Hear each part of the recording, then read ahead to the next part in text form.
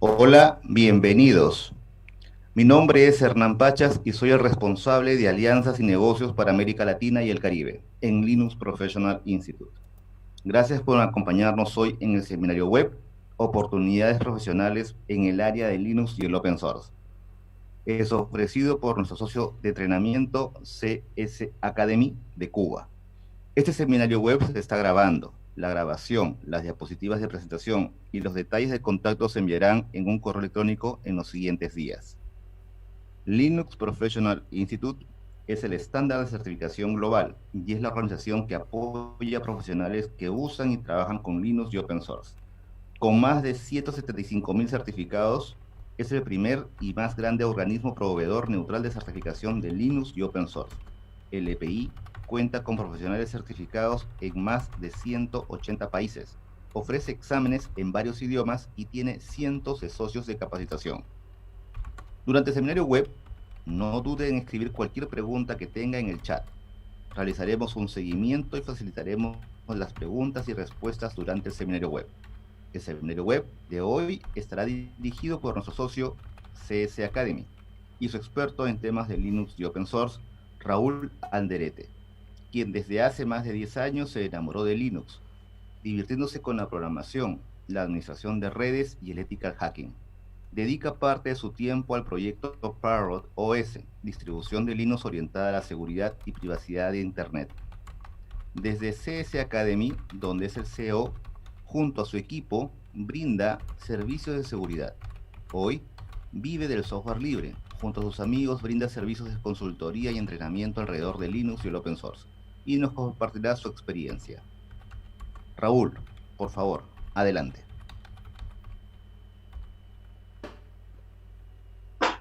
Hola a todos, muchas gracias Hernán. Es un placer estar por acá compartiendo experiencias y gracias a todos los asistentes en este webinar. Eh, el motivo por el cual he realizado este webinar, que no será un webinar muy técnico, será más bien teórico, es porque en charlas anteriores del LPI impartidas por César en las que he participado, han habido muchas personas que han preguntado cómo vivir del software libre, cómo vivir de Linux, cómo desarrollar aplicaciones open source y vivir de estos proyectos, si son, por lo general son libres, ¿no? Libres en el sentido libre de costo también. Y bueno, pues precisamente por eso he organizado esta charla, para compartir mi experiencia desde el punto de vista de usuario y desde el punto de vista de profesional en, esta, en esta área. Digamos que para orientar a, a, mucho, a muchos profesionales o a muchos aspirantes a certificaciones que, que no conocen mucho sobre este tema. Creo que ya Hernán les habló un poco de mí, así que voy a pasar esta parte del About Me, lo voy a pasar por alto. Vamos a irnos directos a los temas que vamos a debatir hoy. Creo que para comprender todo este tema de las oportunidades de Linux y el área de código abierto, open source, es importante conocer cómo, desde su creación hasta los días de hoy. Podemos analizar también la adopción de Linux por parte de las organizaciones, de empresas, de grandes compañías que utilizan Linux, que viven de Linux hoy en día. ¿Por qué han adoptado Linux? Ese va a ser el segundo tema que vamos a debatir en este webinar. Y de ahí nos vamos a ir a ventajas y oportunidades comerciales en el área de Linux y código abierto o open source. Y por último, bueno, les voy a dar algunas recomendaciones basadas en mi experiencia como usuario y como profesional y como instructor de cursos de Linux. Les voy a dar, digamos que un camino a seguir para iniciar de forma cómoda su camino en Linux.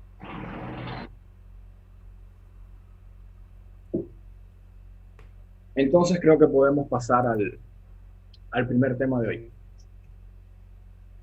La evolución de Linux. Primeramente debemos conocer cómo surge Linux. ¿Por qué? Linux surge, es anunciado en 1991. Esto va a ser algo breve porque no quiero aburrirlos con tanta historia. En 1991 es anunciado por Linus Torvalds, quien era estudiante en aquel entonces, y su idea era crear un sistema similar a Minix, pero no comercial, algo no comercial. ¿No? Pero nos vamos rapidito aquí a qué es Linux. En muchas comunidades en las que participo activamente, hay usuarios que comentan en ocasiones, hablan de Linux como un sistema operativo. De hecho, yo soy uno de los que lo hace a veces, se hace de forma, digamos que más cómoda, ¿no? Hablar de Linux en general así. Pero en realidad, ¿qué es Linux? Linux es un kernel, un núcleo. No es todo un sistema operativo.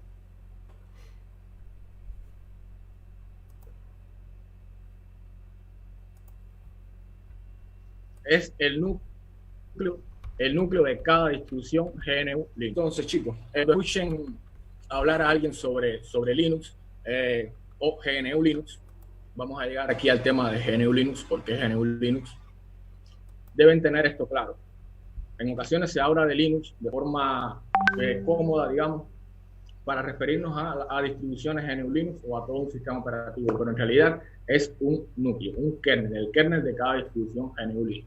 Entonces, en 1992, Linux es licenciado bajo licencia GNU GPL. ¿Para qué? Para garantizar de que se mantuviera libre, de que Linux fuera libre y los proyectos que surgieran a partir de Linux también se mantuviesen libres. Libres en el sentido de código abierto. Entonces, en el 93 es adaptado a GNU. GNU tenía, proyectos GNU tenía como misión crear un sistema operativo similar a Unix, pero compuesto enteramente por software libre. Y digamos que el desarrollo de GNU estaba frenado porque no tenían un kernel lo suficientemente maduro. Hull en ese entonces no era lo suficientemente maduro. Entonces se optó por utilizar Linux. De ahí es que comienzan a surgir las primeras distribuciones GNU Linux. O sea, por eso es que cuando se habla de sistemas operativos con kernel Linux, de distribuciones, se habla, para hablar correctamente en términos técnicos, se le dice GNU Linux. Ya en el 93 comenzaron a surgir distribuciones como Slackware, como Debian, un poquito más adelante Red Hat y SUSE desarrollaron también algunas distribuciones. Es importante mencionar que ya aquí en el 92 habían, antes de la adopción antes de la adaptación de Linux a GNU, ya habían más de 100 desarrolladores aportándole al proyecto. Vamos a debatir en el siguiente tema sobre esto, pero quería mencionarlo aquí. Luego empezamos a ver Linux en ordenadores corporativos ya por los años 1998, 1999. Comenzamos a ver Linux en ordenadores corporativos. Y hoy en día tenemos Linux en escritorio, tenemos cientos de distribuciones GNU Linux de escritorio que se adaptan a cada una de las necesidades de un usuario en particular, ya sea un desarrollador, un administrador de sistemas, un usuario común, un usuario que trabaja la edición de videos, de fotografías, la edición de audio, en fin, tenemos cientos de distribuciones GNU Linux de escritorio. Linux está presente también en supercomputadoras. La mayoría de las supercomputadoras del mundo hoy en día corren una distribución GNU Linux, un sistema con kernel Linux. Tenemos a Linux en dispositivos móviles. A pesar de que Android no es una distribución GNU Linux, vale la pena mencionarlo. porque su kernel es Linux. Y hoy por hoy Android es el sistema operativo móvil más utilizado en el mundo. Tenemos a Linux también en servidores. No voy a hablar de por ciento, pero es una cifra realmente alta. No tengo datos recientes del 2020, pero es una cifra realmente alta. Linux domina el mercado de servidores a nivel mundial. Tenemos a Linux presente también en dispositivos IoT, entre ellos podemos mencionar las Raspberry Pi, que corren un Linux embebido para dispositivos ARM. Tenemos a Linux también en estos dispositivos embebidos como routers. Podemos encontrarlo en sistemas como AirOS de Ubiquiti, en sistemas como Router OS de MikroTik. Podemos encontrarlo, gracias a Linux existen versiones de LED, OpenWRT para routers también. En fin, Linux lo usamos a diario, lo usamos. La mayoría de los usuarios en el mundo entero utilizan Linux a diario. Muchos de ellos lo desconocen, pero es una realidad. Hoy por hoy Linux es el sistema operativo o el núcleo del sistema operativo más utilizado a nivel mundial. Así ha evolucionado Linux desde que surge desde el inicio de su desarrollo en 1991.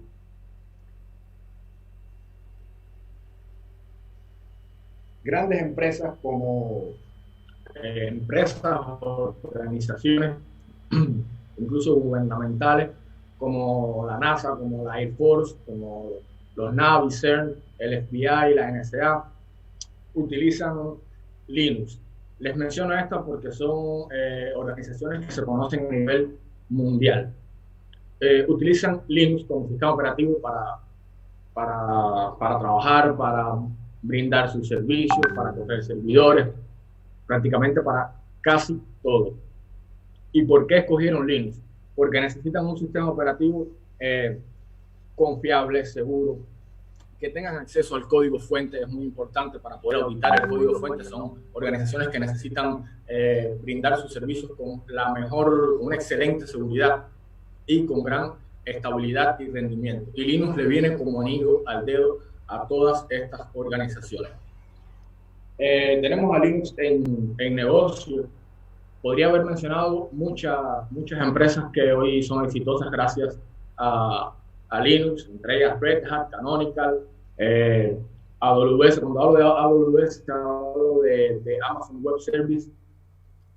Vale la pena acá mencionar también a LPI, que es una organización sin fines de lucro que promueve el uso del software libre y hoy vive de eso, ¿no? de promover el uso del software libre y de capacitar, de validar las habilidades de profesionales a nivel mundial. Entonces, chicos, creo que la evolución de Linux en casi 30 años ya ha sido exponencial. Ha sido un poco lenta, pero ha sido exponencial, y cada día Linux se convierte en algo más importante, forma parte de nuestras vidas, de cada equipo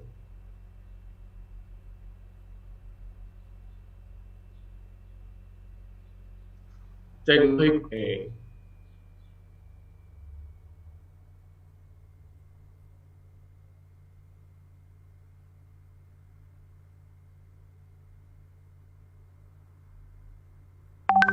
Con el que utilizamos, ¿no? al día de hoy.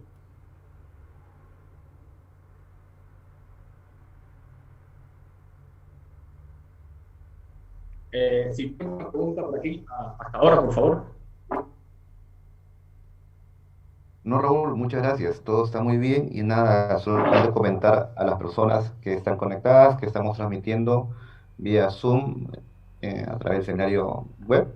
También estamos en Facebook y para las personas que están en Cuba, se está transmitiendo a través de Jitsi localmente.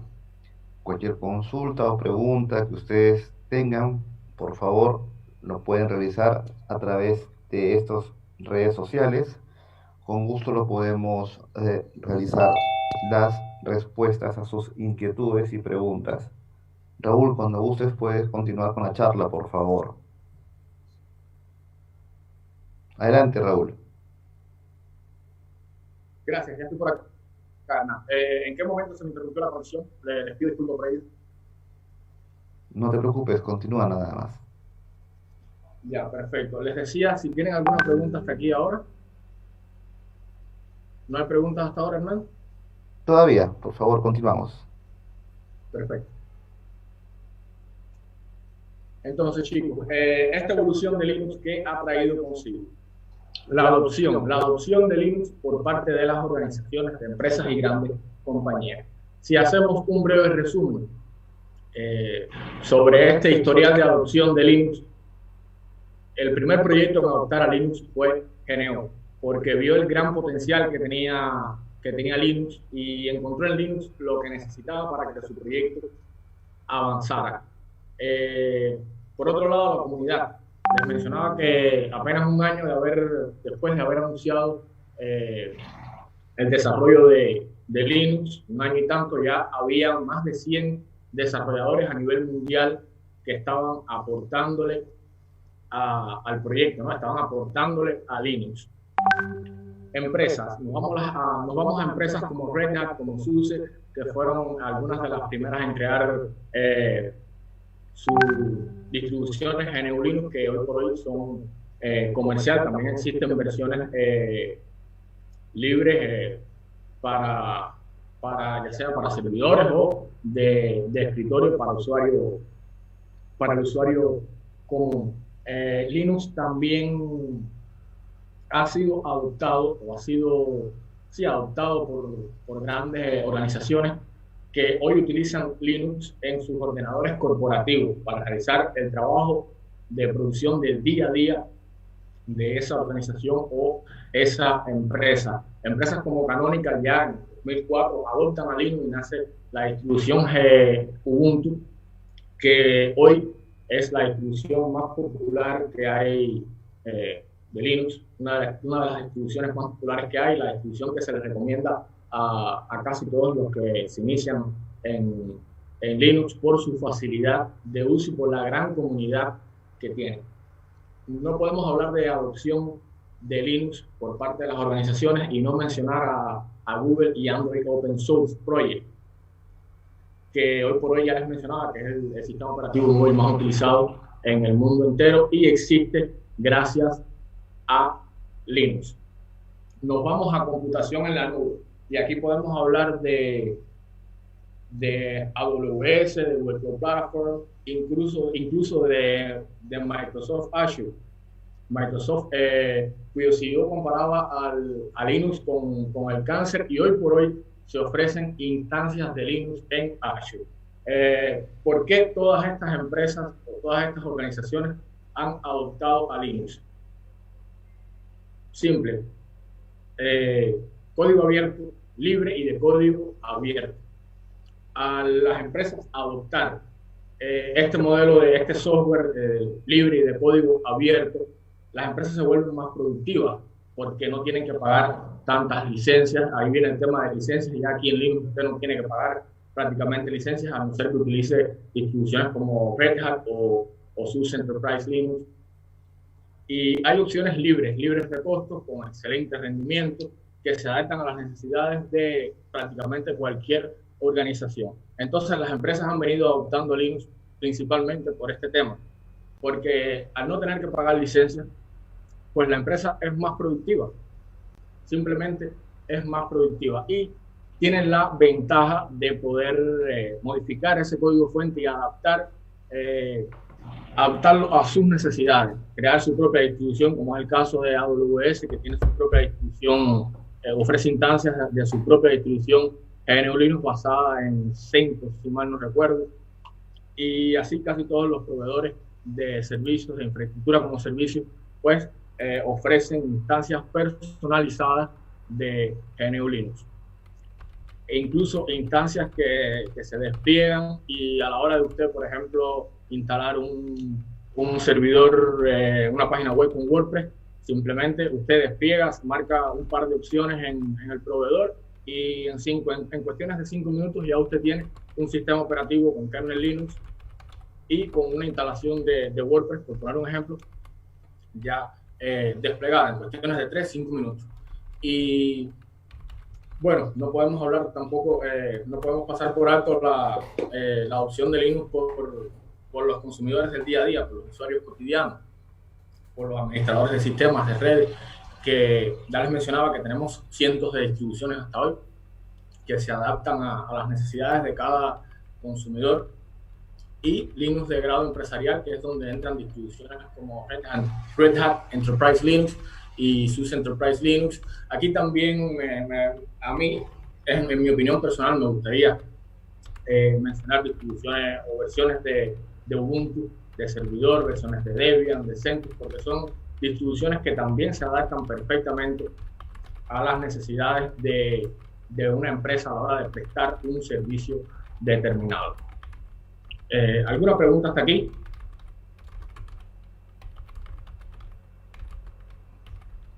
No, Raúl, ¿todo bien? Por favor, continúa. Bien, perfecto. Gracias, Hernán. Entonces, esta opción de Linux por parte de las organizaciones creo que ha sido en parte por estos 5 puntos que yo he marcado acá. Realmente no quiero hacer toda una comparativa de software libre versus software privativo, porque no me gustan esas comparativas. Simplemente voy a evaluar estos 5 puntos que son los puntos en los que se debe pensar a la hora de elegir un software o a la hora de elegir un sistema operativo para prestar determinado servicio o simplemente para uso cotidiano. Estos 5 puntos son estabilidad, rendimiento, seguridad, libertad y soporte. Cuando hablo de libertad, no quiero decir siempre que sea gratuito, hablo de libertad de acceder al código fuente, de usted modificar, de usted tener acceso a ese código fuente, ya sea un software libre y de código abierto o simplemente un software de código abierto que usted adquiera. Entonces, en cuanto a estabilidad y rendimiento, en mi opinión personal, el software libre y el software privativo puede que estén en igualdad. Es cierto que el software privativo puede ser muy estable, puede tener muy buen rendimiento. El software libre también puede ser muy estable, también puede tener muy buen rendimiento. Depende de qué comparativas hagamos, por eso no voy a mencionar ningún software ni ningún servicio. Depende de la tarea que vayamos a realizar. En estos 2 puntos, de cierta forma considero que el software libre y el software privativo van de la mano, están ahí. Pero en cuanto a seguridad, libertad y soporte, considero que el software libre está muy por encima del software privativo. ¿Por qué? Al ser de código abierto, es un mito que existe de que el software de código abierto, al ser de código abierto, es menos seguro, es más vulnerable, y no necesariamente, realmente no es así. No es que sea más vulnerable, simplemente el código de ese software es más auditable. Por lo tanto, es mucho más fácil encontrar vulnerabilidades en software libre y de código abierto que en software privativo. Por esto yo no considero que el software libre sea más inseguro o menos seguro que el software privativo. Considero que este punto lo hace de cierta forma más seguro, porque es más auditable. Y usted quizás descubra un bug que afecte la seguridad de ese software libre, que afecte el rendimiento o la estabilidad de ese software.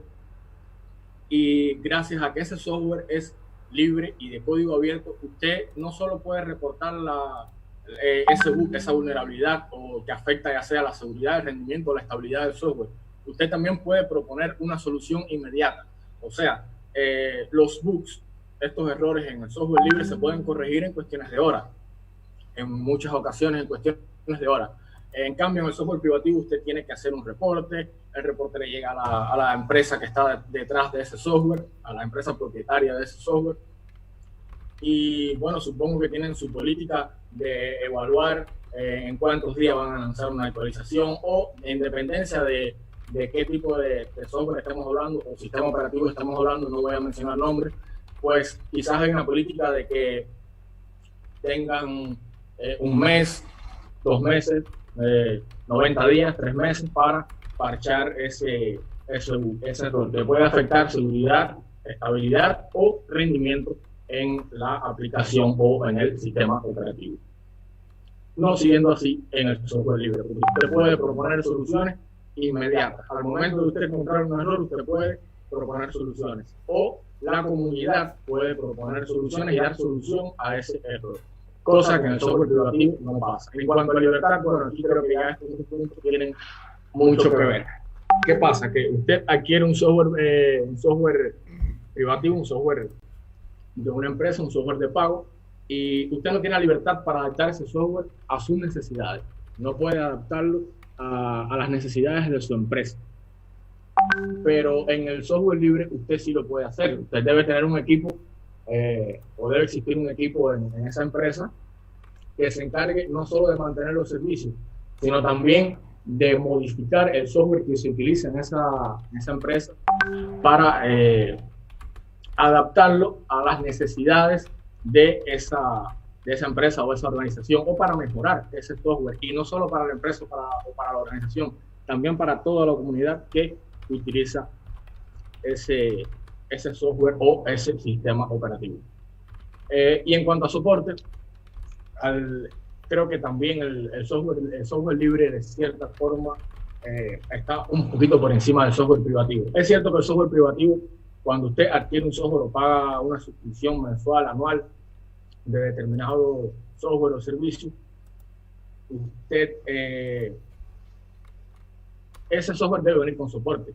En algunos casos, quizás a la hora de usted tener problemas y necesitar soporte técnico, usted contacta con esa empresa y la empresa le dice, sí, le vamos a dar soporte en media hora o en 1 hora, o usted te va a sacar un ticket y lo van a atender en las próximas 72 horas. Pero quizás ese problema que usted tiene afecta la disponibilidad de los servicios de su empresa, afecta la productividad en ese momento. Y entonces tiene que esperar, según la política que tenga esa empresa, a que le den soporte. En el software libre no es así. Creo que el mayor soporte que tiene el software libre son sus mismos usuarios, su comunidad. Y no podemos comparar una comunidad de miles de usuarios con una empresa que quizás tenga 50, quizás tenga 100 trabajadores o quizás tenga 500 trabajadores. Los 500 no trabajan en soporte técnico. Los 1000 que trabajan no trabajan en soporte técnico. Entonces, el mayor soporte que tiene el software libre es su comunidad, y la comunidad es inmensa. Tampoco vamos a hablar de software ni de distribuciones, pero si nos ponemos a sacar cuenta de cuán grande es la comunidad de Ubuntu, cuán grande es la comunidad de Debian, o cuán grande es la comunidad de CentOS, pues las matemáticas serían muy simples. Considero que en el punto de soporte, el software libre también está muy por encima del software privativo. Entonces tenemos un software auditable, tenemos libertad para modificar ese software, adaptarlo a nuestras necesidades, y tenemos cientos, miles de usuarios que nos pueden brindar soporte en canales IRC. Hoy por hoy se usan mucho los grupos de Telegram, soporte en los foros de la comunidad, incluso en GitHub, en fin. Creo que hasta aquí podemos dejar este debate de software libre versus software privativo. ¿Alguna pregunta hasta el momento? No, todo muy bien, gracias más bien por la reciente charla, pero creo que tienes preguntas a través de Jitsi, me parece. Voy a revisar.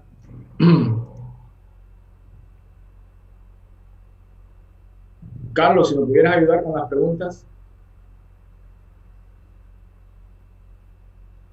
Sí.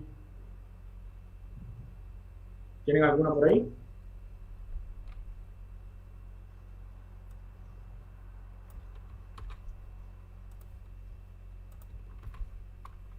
Ya, perfecto. Entonces ayúdame a recepcionar las preguntas y en el próximo tema debatimos, o al final de la presentación debatimos todos los temas, ¿vale? Perfecto. Perfecto, Raúl. Entonces continuamos. Daniel Castellano dice que todo muy bien hasta ahora. Y luego hubo otra Perfecto, persona, continuamos. David Gamero, también preguntaba, y por favor, cualquier consulta o pregunta que tengan pueden hacerlo en el chat de Zoom, en el chat de Facebook o también en el chat de Jitsi para toda la comunidad cubana. Adelante, Raúl. Perfecto, gracias, Hernán. Entonces, chicos, ventajas y oportunidades comerciales en el área de Linux y Open Source. Como les decía, las empresas han estado adoptando mucho a Linux y al software de código abierto, software open source, y se vuelven más productivas a la hora ¿por qué? Porque no pagan licencias y sus ganancias, por ende, deben aumentar, ¿no? La empresa debe ser más productiva. Pero, ¿qué necesitan? Necesitan profesionales capacitados en el área de Linux y Open Source. Este es un tema muy interesante, ya les repito, creo que en muchos seminarios web del LPI a los que he asistido, que ha impartido César Brock, esta pregunta suelen hacerla algunos asistentes a las charlas. Entonces, las empresas no pagan licencias, se vuelven más productivas, pero necesitan profesionales capacitados. Cuando usted conoce sobre software libre, sobre Linux, sobre software open source, usted agrega nuevas habilidades a su currículum. Usted puede recibir mejores contratos de trabajo o puede ser promovido en su puesto de trabajo actual. Pongamos el ejemplo de que usted es un desarrollador web y usted agrega a su currículum habilidades de Linux, habilidades de administración de sistemas, de gestión de base de datos, de servicios, y ya usted no simplemente va a desarrollar una aplicación web, una página web, usted también puede prestar el servicio de desplegar esa aplicación que usted desarrolló. Por lo tanto, aumentan grandemente las posibilidades de nuevos contratos o de promociones en su puesto de trabajo actual. Otra forma que tenemos de lucrar, de vivir de Linux, es el emprendimiento. Usted puede crear su propio negocio basado en este modelo de negocio open source. Pero si es libre, ¿cómo lucro? Pues, hermano, usted puede dar soporte, usted puede dar capacitación, usted puede desarrollar aplicaciones open source, pero puede ofrecer soporte para esa aplicación o puede ofrecer extensiones de pago o funcionalidades más avanzadas de pago para esa aplicación. Y usted no solo se va a estar beneficiando del desarrollo de ese software, sino también de los aportes de la comunidad, que es algo muy, muy importante. Agregar nuevas habilidades de Linux y Open Source a nuestros currículum nos da muchas ventajas sobre otros profesionales, nos da muchas oportunidades comerciales. Podría ponerle muchos ejemplos. En mi caso, sí, vivo hoy del software libre y me gusta. Primeramente no lo hago por dinero porque me gusta. Es algo que me gusta, es algo que me corre por las venas, como decimos nosotros acá en Cuba. Y bueno, pues si estoy haciendo algo que me gusta y puedo vivir de ello, pues creo que es algo muy, muy bueno. Ejemplos hay muchos. Usted solamente debe proponerse una meta, elegir qué es lo que le gusta y iniciar su camino en Linux y en software libre, en software de código abierto. ¿Hasta aquí alguna pregunta, Hernán? Sí, tenemos una pregunta que viene a través de nuestras redes sociales, a través de Facebook. David Casanova, saludos desde Colombia. Entonces, ¿la economía y la forma de financiar ese proyecto es con el soporte, ya que el sistema es libre y gratis?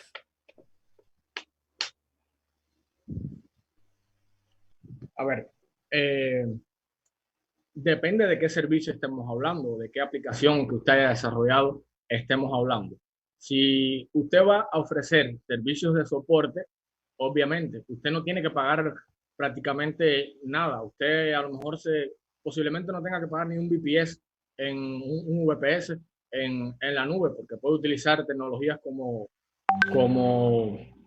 como GitHub Page para alojar sus páginas web. Usted no tiene que pagar el software que usted utiliza porque usted está dando soporte técnico remoto a empresas o a usuarios que utilizan software libre, que utilizan distribuciones GNU Linux.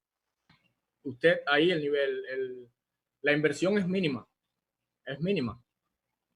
Si usted desarrolla software, entonces sí, tiene que invertir. Lo que más tiene que invertir es tiempo y mucho estudio. Pero la inversión es mínima cuando usted utiliza software libre, ya sea para soporte, para capacitación, para desarrollo. En mi caso doy soporte técnico. En CS Academy damos soporte técnico y ofrecemos también capacitación y servicios de auditoría. Realmente la inversión de nosotros es internet y horas que le dedicamos a esa tarea. Esa es la inversión de nosotros. Y mantenernos al día, Ok, mantenernos actualizados, porque en este negocio usted debe estar actualizado, usted debe mantenerse en constante capacitación. ok, David Casanova nuevamente replica, dice, por ejemplo, Canonical, ¿cómo está financiando sus proyectos?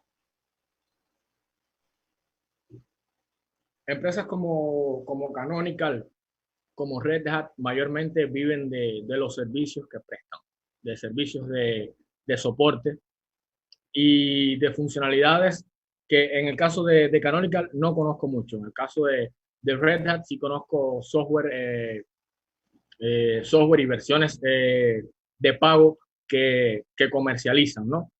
Son soluciones open source, pero no son libres. En el caso de Ubuntu sí es libre y de código abierto. Mayormente esas empresas viven de soporte y de oportunidades que se le dan a la empresa de nuevos contratos, de nuevos partners que utilizan su sistema operativo o que necesitan el soporte de esa empresa, de esa organización.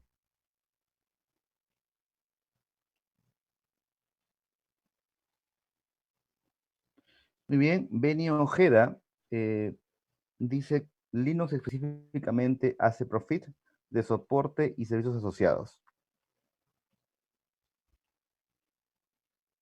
Exacto, exacto. De eso mayormente es que se vive en este negocio de software libre, ¿no? Precisamente de eso. ¿Alguna otra pregunta, no? Eh, Dice, no quiere decir que porque es open source no se puede vender. Red Hat se vende y es free open source software. Sí, hay un tema. Nosotros los usuarios de habla hispana confundimos este término de libre con gratuito. El software open source no necesariamente tiene por qué ser gratuito. Puede ser software de pago.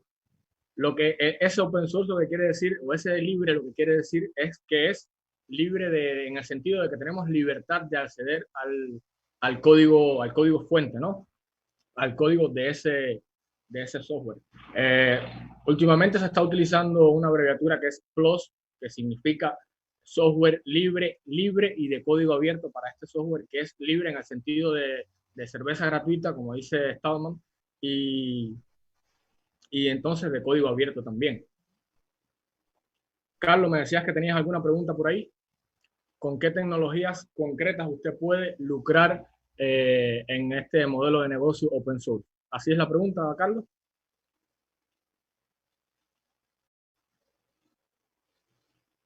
A ver, pongamos un ejemplo. Usted es desarrollador web, y usted, por supuesto, casi todo lo que usted hace, al menos yo lo hago así, y la mayoría de los web developers también lo hacen así. Ese código fuente casi siempre es disponible de forma gratuita, o sea, libre, no gratuito, libre, que cualquiera puede acceder. Cuando usted vende esa página web a un cliente, ese cliente puede, por supuesto que puede acceder a ese código fuente. Usted está prestando el servicio de desarrollo. Usted está lucrando desarrollando, no está lucrando con algo que es cerrado. En el caso de soporte, por ejemplo, usted puede ofrecer soporte a usuarios que ya sea a empresas o empresas que utilizan Docker, por ejemplo. Vamos a poner ese simple ejemplo. Empresas que utilizan Docker y necesitan soporte técnico, necesitan un administrador de sistemas. Git, usted cuando domina tecnologías como Git, usted tiene grandes oportunidades en esta área. ¿Por qué? Porque hoy en día Git es de lo más utilizado en lo que es desarrollo de software open source. ¿Queda satisfecho hasta ahí, Carlos?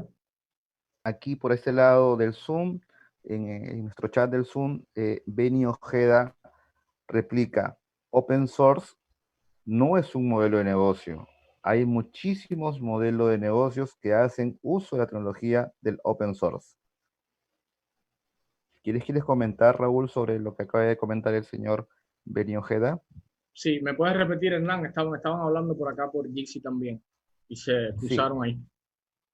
open source no es un modelo de negocio. Hay muchísimos modelos de negocios que hacen uso de las tecnologías open source.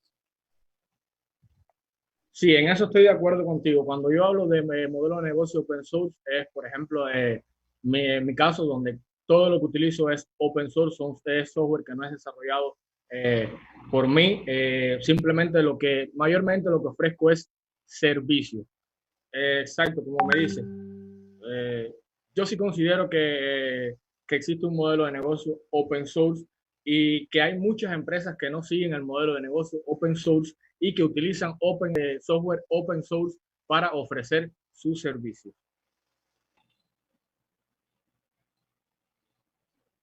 Excelente. ¿Hay alguna pregunta adicional por parte del canal de Jitsi o continuamos con la presentación?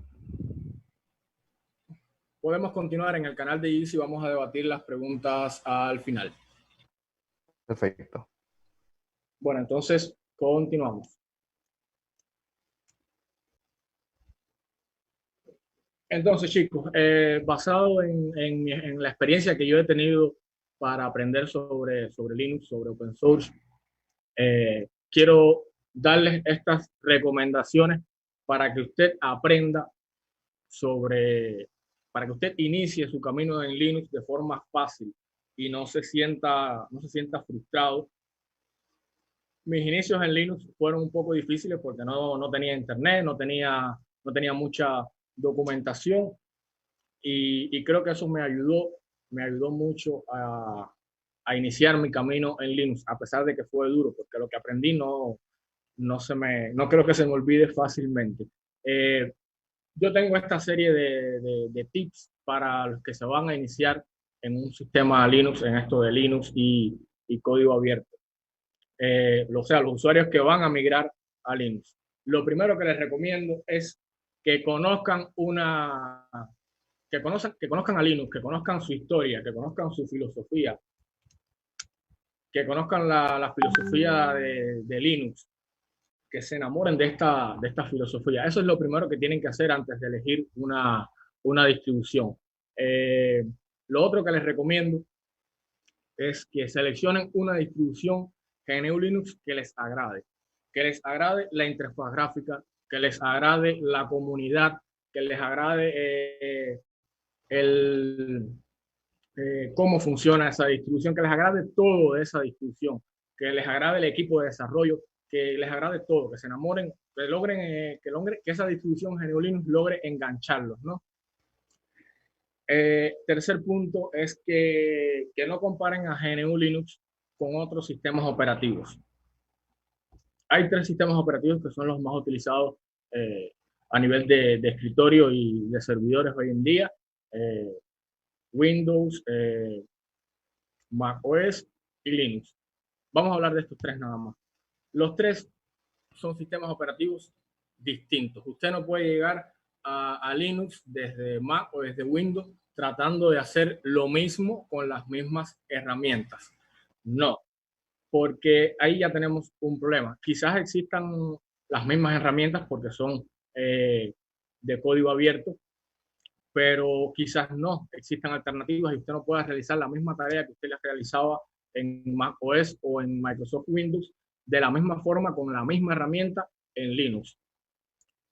Usted no debe comparar estos sistemas porque los tres son distintos. Ninguno es más difícil que el otro. Ninguno es más difícil que el otro.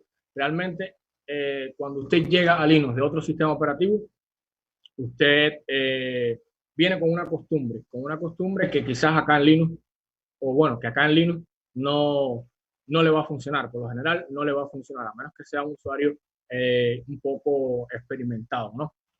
Entonces, no comparen a GNU Linux con otros sistemas. Son sistemas distintos. Tienen algunas similitudes, pero son distintos. Funcionan distintos. Casi todo es distinto. El cuarto punto es que se enamoren del terminal. Les voy a contar una breve historia.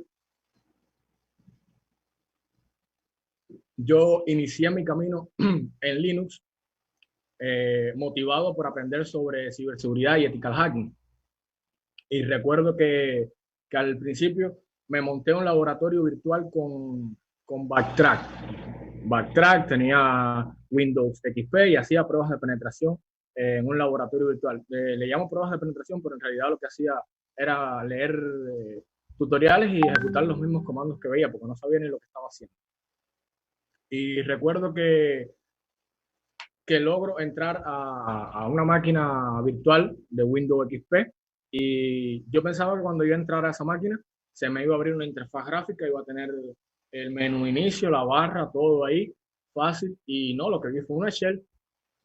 Y a esa hora llamé a un amigo mío y le dije, mira, logré utilizar este exploit, qué sé yo, logré entrar a esta máquina de Windows XP, me abre una shell ahí que se parece a la de SMD, ¿qué hago? Y él me dijo, yo te dije que estudiaras comandos, que dejaras todo eso de la ciberseguridad y el ethical hacking para después. Aprende comandos, aprende cómo funciona el sistema, aprende comandos de Windows, aprende comandos de Linux, aprende tanto como puedas, aprende tantos comandos como puedas que te va a hacer falta. Ya te diste cuenta que te hace falta. Esta historia la he hecho muchas veces. Y, y nada, pues me metí tanto en el terminal que yo pasé años para darme cuenta de que en Linux yo podía darle clic derecho a un directorio o a un archivo y comprimir o descomprimir ese archivo, comprimir o empaquetar ese directorio. Se los digo así, es muy en serio. Pasé mucho tiempo para encontrar aplicaciones o para dar con aplicaciones como Synaptic y muchas otras aplicaciones que existen para la gestión de paquetes en un sistema GNU Linux y demás. ¿Por qué? Porque me metí en el terminal de lleno y traté de aprender todo lo que pude de Linux desde el terminal. No quisiera que esto le pase a nadie porque eso sería quemar etapas. Cuando usted quiere aprender, pues Linux, usted debe aprender, usted debe enamorarse del terminal y debe aprenderse tantos comandos como le sea posible. Hoy por hoy contamos con cientos de distribuciones con interfaz gráfica que es muy fácil hacerlo todo, muy cómodo hacerlo todo, pero si usted es un administrador de sistemas y usted va a dar soporte, usted va a dar soporte técnico remoto, usted va a acceder a servidores de forma remota, usted no siempre va a tener disponible una interfaz gráfica, pero siempre va a tener disponible un terminal. Por otro lado, esto se lo recomiendo no solo a los que aspiran a convertirse en profesionales en el área de Linux y código abierto, sino también a los que simplemente quieren migrar a software libre, al usuario común que quiere migrar a software libre, porque no todas las tareas de administración en un sistema operativo o de resolución de problemas en un sistema, una distribución GNU Linux, se pueden realizar desde la interfaz gráfica. Desde el terminal podemos hacerlo prácticamente todo, desde la interfaz gráfica no. Así que les recomiendo que se enamoren del terminal. Lo otro que quisiera recomendarles también es que aprendan sobre el FHS, la jerarquía del sistema de archivos de Linux, incluso antes de aprender comandos e incluso antes de aprender a editar, a archivar archivos y directorios y demás. Déjame abrir por acá un terminal rapidito. Yo al inicio pasé mucho trabajo para encontrar dónde estaban los datos en Linux, dónde estaban los archivos de configuración, dónde estaban los binarios, dónde estaban los comandos, los ejecutables, porque no sabía. Yo venía de Windows y uno está acostumbrado, el que viene de Windows, perdón, el usuario que viene de Windows está acostumbrado a tener una carpeta o una partición C en la que ahí está todo lo del sistema y él ahí nunca entra. Tiene su partición secundaria D, donde donde guarda sus trabajos y demás. Y yo aquí en Linux estaba buscando algo similar, pero no lo veía. Igual tardé tiempo para encontrar documentación sobre el FHS. Y aquí en Linux todo lo tenemos en Slash, en la raíz del sistema operativo. Usted, como usuario de Linux, considero que una de las primeras cosas que debe aprender es dónde se encuentran los datos en Linux. Usted debe saber que en directorios como usr bin, usr/sbin, estos dos son enlaces simbólicos a ambos directorios. Creo que deben estar viendo por ahí el terminal. Usted debe saber que aquí usted va a encontrar la mayoría de los binarios, la mayoría de los ejecutables, de los comandos del sistema operativo, de la distribución que usted tenga instalada. Usted debe saber que en boot están los archivos del gestor del gestor de arranque, del group, están los archivos del kernel. Usted debe saber que en etc están los archivos de configuración. Les voy a mencionar los principales así, que en etc están casi todos los archivos de configuración de servicios, de programas, de casi todo lo que tenemos disponible en Linux. Usted debe saber que en home es donde está la carpeta de cada usuario del sistema y que cada usuario del sistema operativo almacena sus datos dentro de esa carpeta, de su carpeta de usuario dentro de home por defecto. Usted debe saber que así que por acá ya hablamos más o menos. ¿Que no lo ven? No lo compartí acá en Jitsi, discúlpame. Lo comparto enseguida.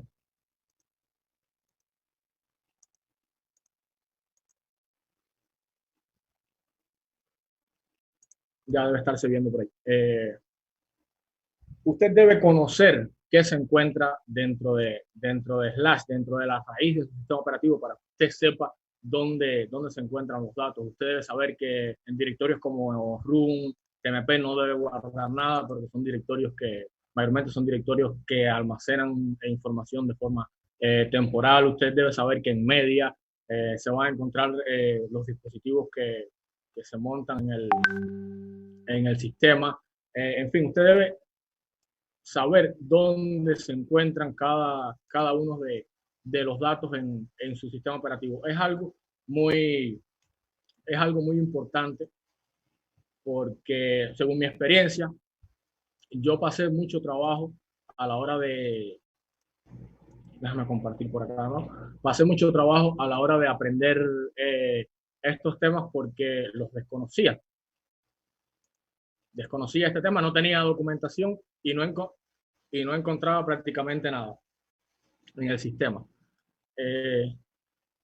Entonces, sobre comandos de Linux.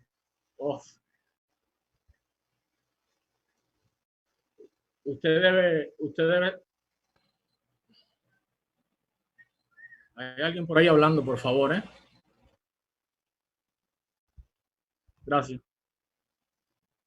Usted debe aprender sobre comandos de Linux, tantos comandos como sea posible, porque a la hora de usted aprenderse, no todos, porque es imposible saberse todos los comandos de Linux y es imposible en una clase o en dos o en tres clases dar todos los comandos de Linux. Existen muchos, pero usted debe aprender tantos como pueda. Usted debe aprender luego a editar, a leer, a archivar archivos, directorios. Es una función que se debe aprender desde los inicios, desde que usted empieza a utilizar Linux. Todo esto desde el terminal, sin utilizar la interfaz gráfica, para que se acostumbre al terminal, para que se enamore del terminal. Sobre Bash Shell Scripting, es impresionante lo que usted puede hacer, lo productivo que se puede volver usted como administrador de sistema cuando usted sabe sobre Bash Shell Scripting. Usted puede automatizar tareas, usted puede realizar tareas que de forma manual le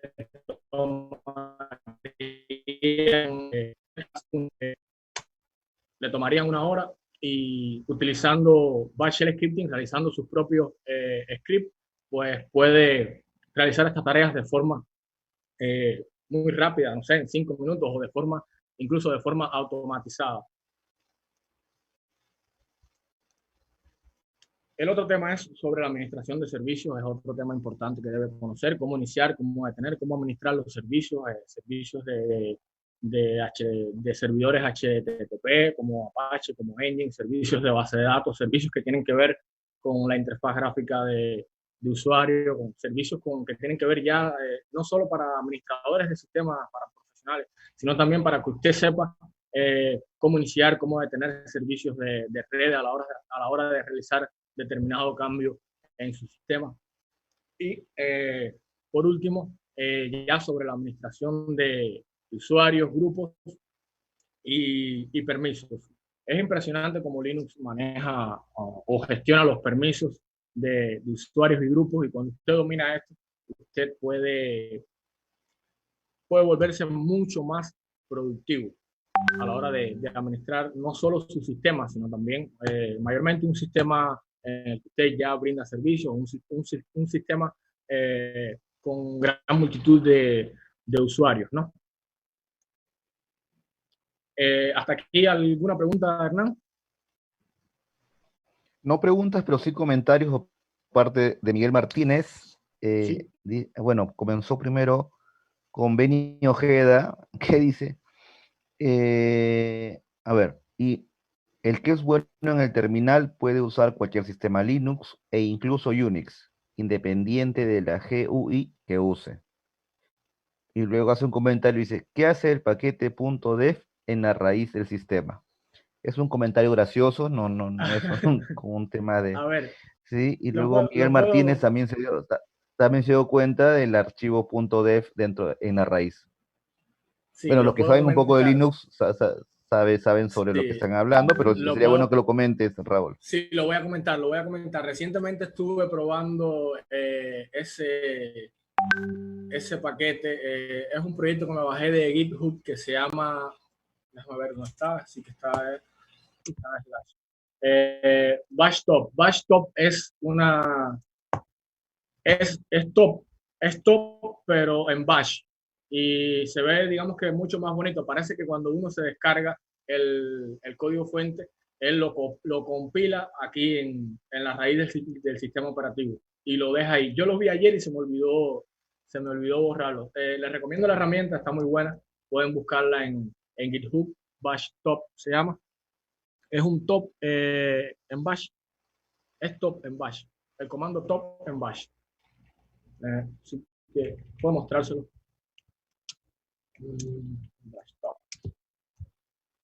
Se los voy a mostrar, da muchas estadísticas.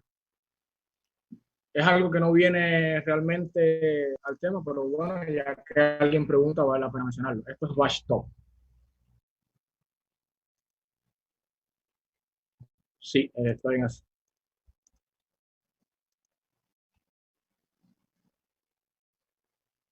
Eso es lo que hace ese archivo en la raíz, que por cierto tengo que eliminarlo. Parece que a la hora de instalar, él se va directamente ahí en la raíz, no se borra. Voy a revisar luego el código fuente a ver por qué.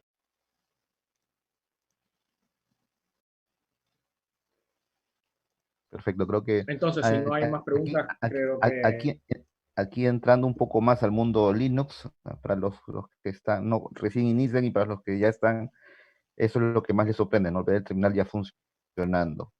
Luego tenemos a David Gamero, pregunta, ¿qué servicios principales son los recomendables aprender? servicios.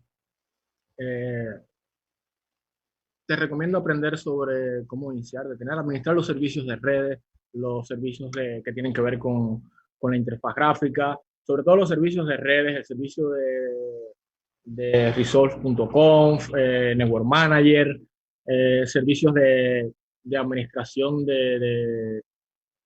para prestar servicios, por ejemplo, como Apache, como Engines, como MariaDB. Son los principales, son los que más o menos yo suelo utilizar.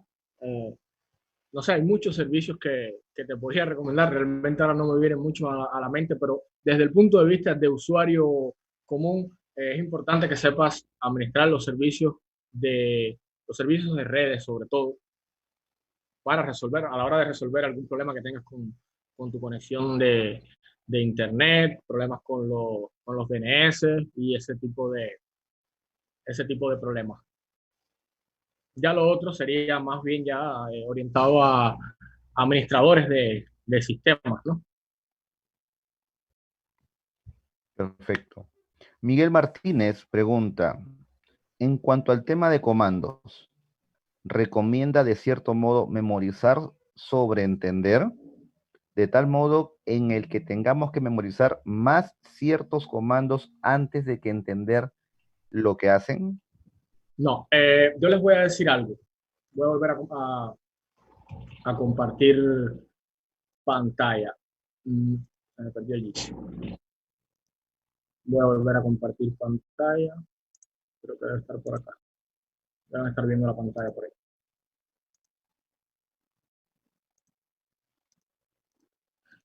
Yo siempre se los digo a mis estudiantes. ¿Ya ven el terminal por ahí? Sí, vemos su terminal. Sí. El mejor amigo que nosotros tenemos en Linux para aprender sobre cómo funciona un comando es, digamos que, no sé, él es, bueno, este es nuestro mejor amigo en Linux. Es quien nos da una breve reseña de cómo utilizar ese comando. Yo no me aprendo comandos de memoria. De hecho, hay muchos comandos que yo sé para qué son, pero no recuerdo cómo utilizarlo. Y tengo la costumbre de que siempre que voy a utilizar un comando que no acostumbro a utilizar todos los días, lo primero que hago es ejecutar el comando menos help. ¿Para qué? Para refrescar mi memoria, para ver ciertos parámetros de interés que no recuerdo en ese momento. Yo les recomiendo con cada comando que ustedes quieran aprender a utilizar, con cada comando que trabajen, primero que visiten la ayuda, esta ayuda básica. Y ya si quieren algo más avanzado, pues se pueden ir a las man pages, a las páginas de manual, donde por lo general tienen una ayuda mucho más amplia sobre cada opción de ese comando. No sé si recomendar comandos, creo que podíamos, Hernán, apuntar a la presentación. La presentación va a estar disponible para los asistentes, ¿verdad? Es correcto. Va a estar disponible la Perfecto. presentación de diapositivas. Yo tengo una guía que la voy a adjuntar, no la tengo en la presentación, pero la voy a adjuntar a la presentación de comandos básicos. Son alrededor de 80 comandos aproximadamente que encierran todo esto que les he comentado aquí, sobre aprender sobre comandos básicos principalmente, sobre leer, editar, archivar archivos y directorios, sobre la administración de servicios y sobre los usuarios, grupos y permisos. Que es un resumen prácticamente de todos estos comandos. Esos son los primeros que yo recomendaría a todos los usuarios. No me voy a poner a probar cada uno de esos comandos aquí ahora porque se extendería mucho el webinar. Sí se los voy a juntar aquí. Y el mejor amigo que tienen, chicos, siempre va a ser help. Ese es el primero. Y después tienen man. Man, comando que quieran aprender, del comando que quieran aprender, no acceder al manual. Y por último, las info pages, si las tengo aquí. Las info pages que son similares a las páginas de manual, pero son un poquitico más interactivas. Eso es lo que les recomiendo para que aprendan cómo funciona cada comando que a ustedes le interese. Cada vez que prueben un comando nuevo, pues vayan a la ayuda. Es lo primero que yo les recomiendo, vayan a la ayuda. Hay quien dice que Linux es difícil porque si hay que ejecutar muchos comandos para hacer esto o para hacer lo otro, pero es que Linux te lo dice todo. Cuando Linux te da error, te dice cuál es el error. Cuando usted ejecuta un comando y ha pasado por alto algún parámetro, pues Linux le dice cuál es el error que usted tiene. Simplemente tiene que leer. Aquí en Linux hay que leer mucho. Cuando usted usa el terminal, tiene que leer mucho. Tiene que leer para que comprenda qué hace cada comando o qué error usted tiene y cómo puede resolver ese problema.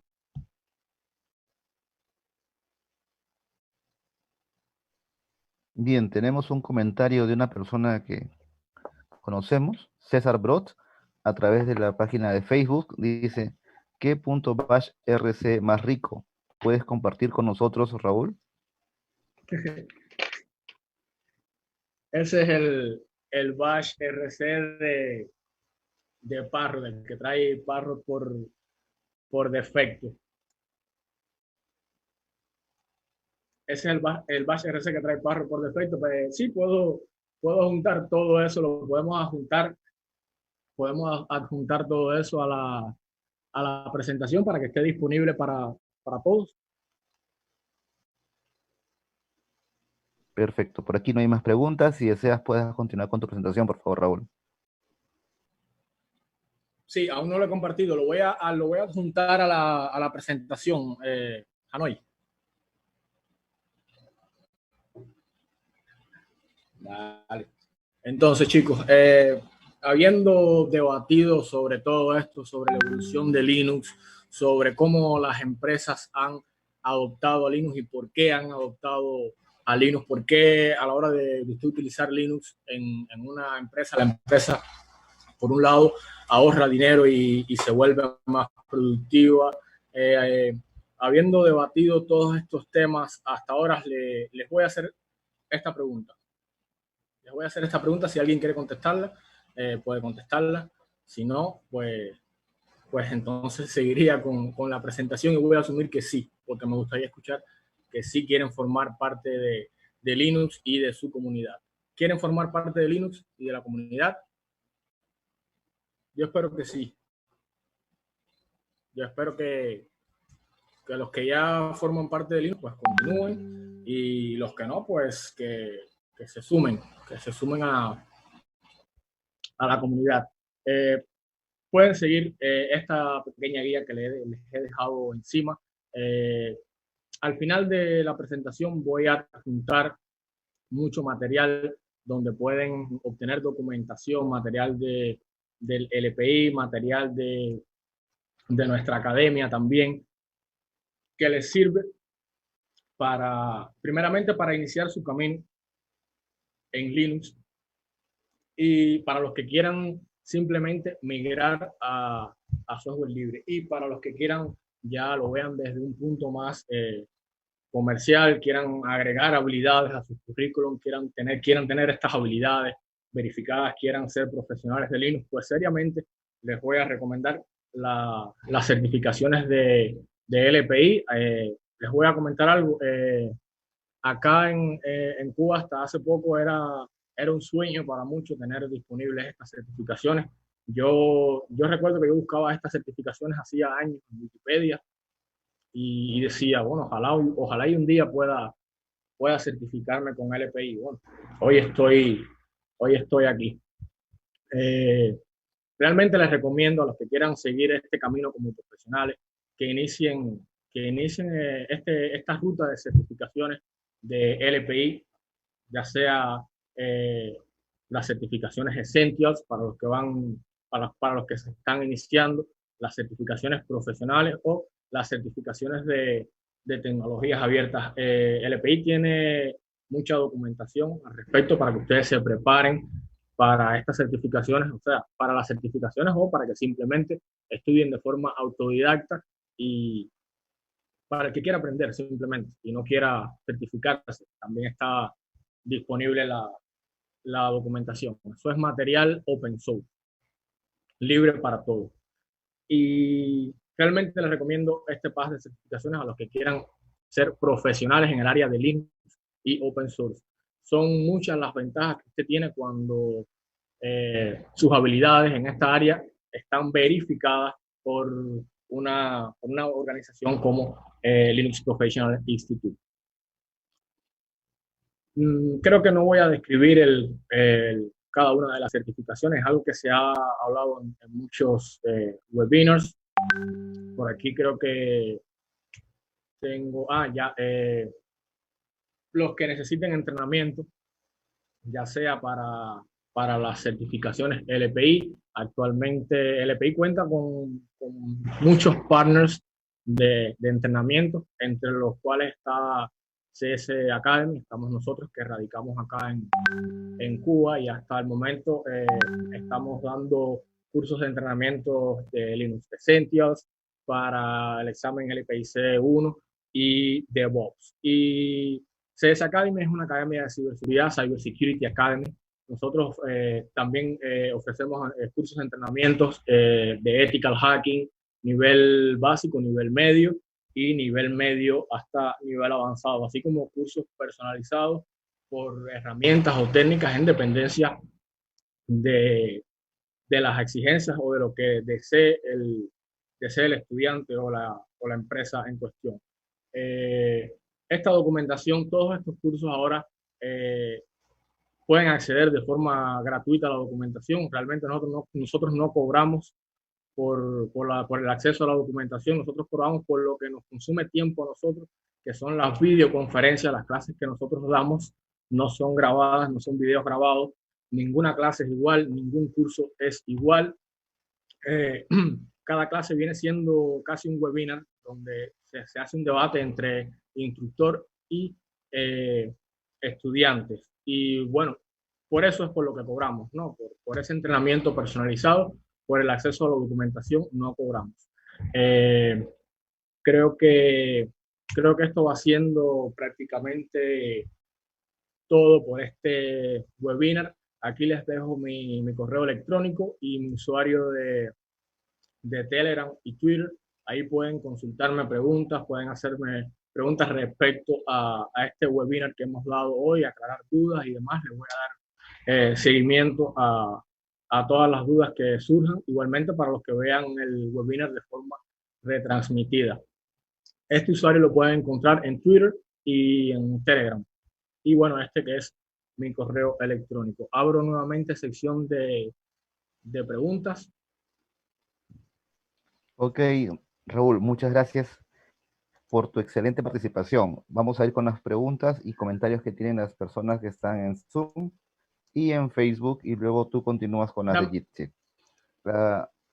Tenemos el comentario de Dame un segundito, Angie Guerrero. dame un segundito, por favor, Hanoi, que si no, me están hablando por los dos lados. Dame un segundito, enseguida estoy contigo. Ok, Sí. Andri Guerrero dice, Linux siempre estará en nosotros.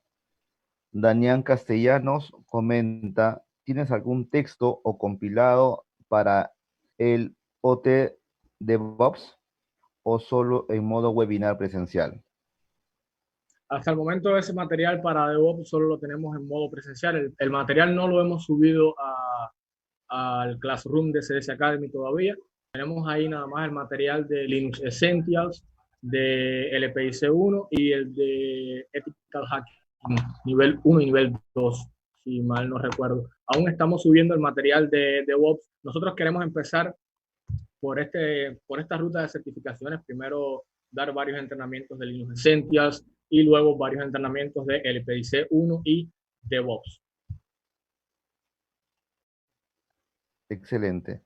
Beni Ojeda dice, aquí en Estados Unidos las certificaciones son un big deal. Son más importantes que los títulos universitarios a muchas ocasiones. Y es que en la universidad te enseña conocimiento general, pero las certificaciones son bien específicas en cuanto al contenido y te ayudan a especializarte. David Gamero dice, ¿en qué consiste DevOps Training?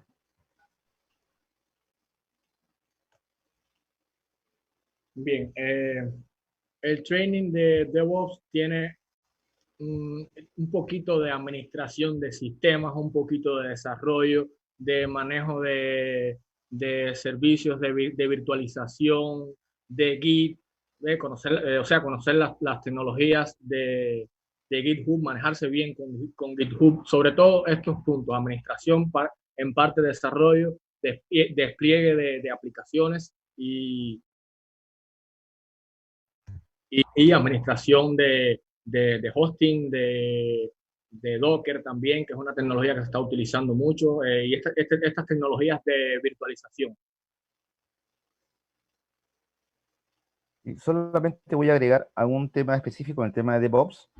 Los DevOps son aquellas personas que tienen esta capacidad de ser técnicamente buenos en la ejecución de herramientas para la administración y y para la programación de arquitecturas de tecnología.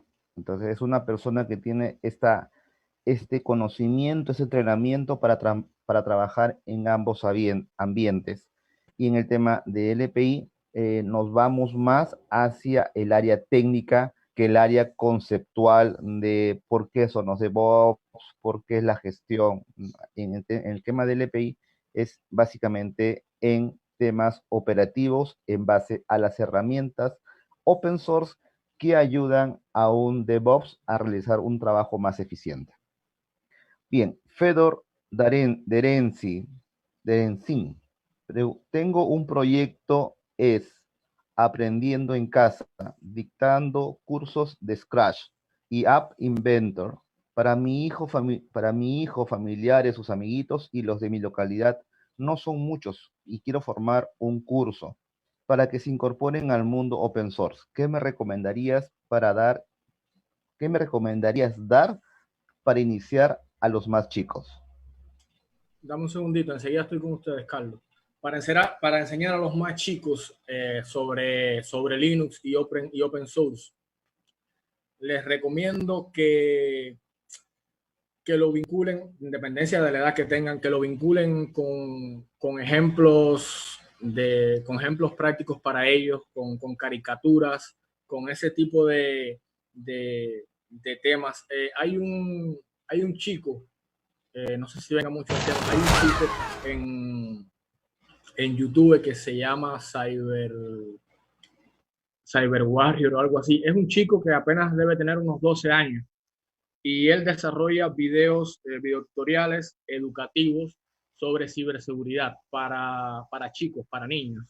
Tienen un trabajo muy bien hecho y vinculan este tema de ciberseguridad con muchas caricaturas y demás. Creo que sería bueno que te pongas en contacto conmigo. Ahora mismo no recuerdo el enlace directo para que tomes esa idea, porque esa misma idea la puedes aplicar a enseñar Linux a chicos, ¿no? A chicos pequeños, no sé, de 6, 8, de 8, 10 años. Es una metodología muy buena. Creo que ese material desarrollado, o sea, no debe ser desarrollado por ese chico solamente, debe estar, debe recibir el apoyo de sus padres también, porque él apenas es un chico, creo que tiene 12 años nada más. Sería bueno que te pusieses en contacto conmigo para recomendarte el canal y para que utilices esa metodología que utiliza él para hablarles sobre ciberseguridad a los chicos, ¿no? A los niños. Para que utilices esa misma metodología a la hora de enseñar sobre Linux y código abierto. Ok, aquí voy a adicionar también algo, Fedor Derenzin. Eh, en el año 2008 al 2012 se trabajó en Perú el proyecto One Laptop per Child.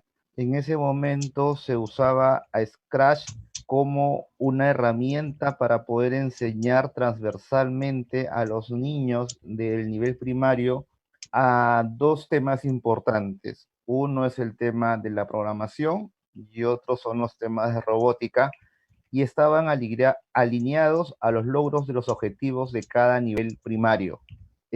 Por favor, mándame un correo a hpachas@lpi.org y te voy a direccionar con los equipos. Yo entiendo que todavía existen manuales y guías que juntan a estos proyectos open source de tecnología con los logros que los maestros deben seguir para poder llevar una ruta bastante clara con el aprendizaje de los niños.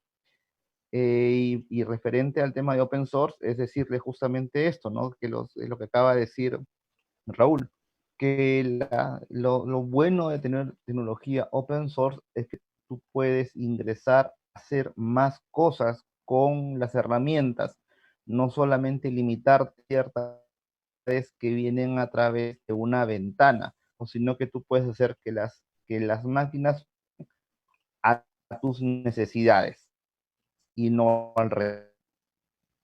Terenzin hace otro comentario, dice, un país es pobre cuando sus habitantes no puedan tener acceso a una educación que se equipara a los nuevos retos que existen en el mundo. Totalmente de acuerdo. Renan Felipe dos Santos dice, ¿cuál es la certificación recomendada para quien quiera empezar a trabajar con soporte a sistemas Linux? ¿Respondo yo, Hernán? ¿Aló, Hernán? Sí, por favor. Perfecto.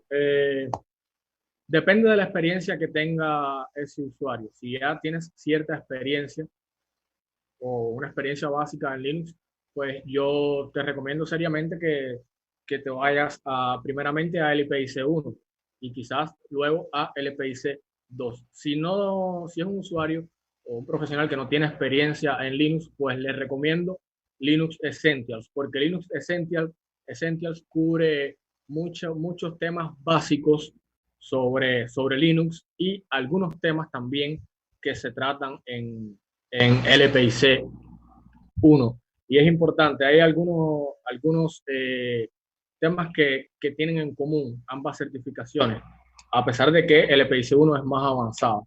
Pero ya para dedicarte a prestar esos servicios, pues deberías tener al menos un LPIC 1 o esos conocimientos del LPIC 1. Depende, ya te digo, depende del conocimiento que tengas hasta este momento sobre Linux. Linux Essentials es un pase a LPIC 1 y a su vez LPIC 1 hacia LPIC 2. No creo que para dar soporte remoto necesites para iniciarte otra certificación. De hecho, debes tener LPIC 1 Camero. para poder irte a LPIC 2 y LPIC 2 para poder irte a LPIC 3.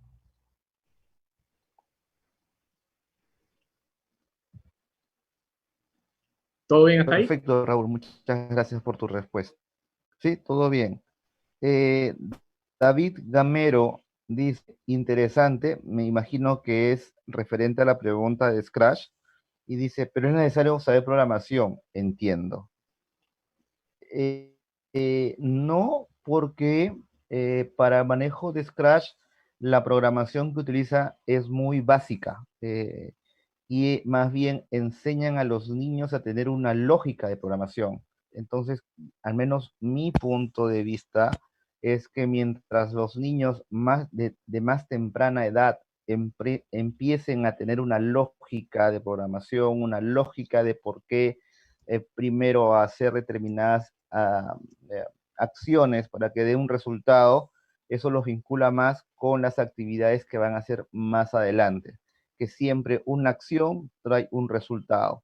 Y lo bueno que en Scratch eso lo ves de manera tangible.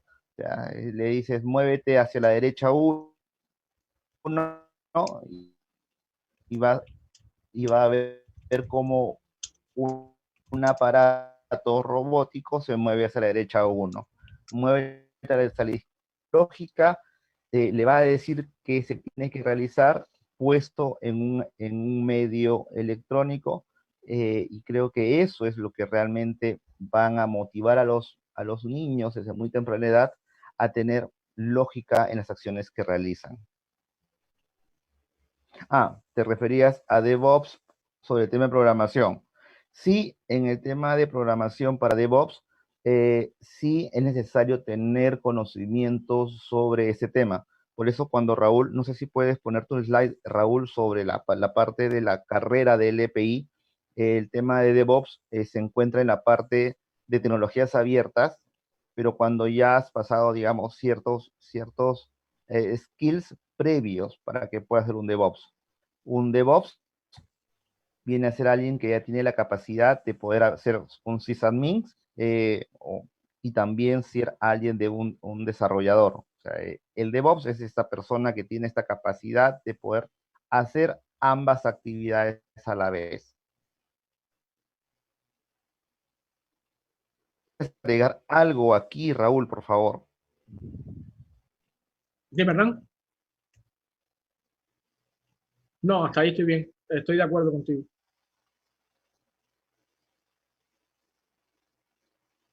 Perfecto. Entonces, luego dice Benny Ojeda, menciona que a la pregunta Renan de cuál es la certificación recomendada para trabajar con soporte a sistemas Linux, él recomienda el Linux Professional Institute Certified Level 1. David Casanova dice, yo uso Linux desde hace 9 años y he estado pensando en tener un emprendimiento basado en open source. Y hasta aquí son los comentarios que tenemos tanto en Facebook como en Zoom. No sé si tú tienes comentarios a través de Instagram dentro de la red de usuarios de Cuba. No, por ahora todo bien por acá. Perfecto. Entonces, gracias Raúl. Hoy nos has compartido una valiosa información. Gracias a todos los que se unieron al día de hoy a nosotros. Linux Professional Institute y CS Academy agradecen su participación. Enviaremos una breve evaluación, la grabación de la presentación y las diapositivas e información de contacto si tienen alguna pregunta de seguimiento para mí o para Raúl. Gracias a todos.